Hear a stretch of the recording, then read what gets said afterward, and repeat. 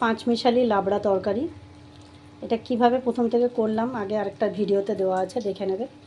5 ফোড়ন, শুকনো লঙ্কা, তেজপাতা ফোড়ন দিয়ে সমস্ত সবজি দিয়ে একটু হিং দিয়েছিলাম।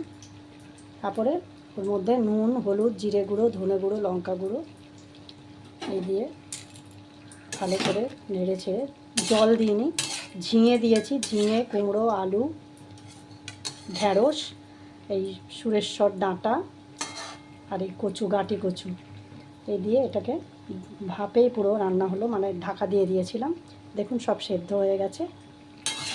এর মধ্যে চাইলে আপনারা আরও অন্যান্য সবজিও দিতে পারেন, বেগুন, পটল ইত্যাদি, তো আমি দিইনি।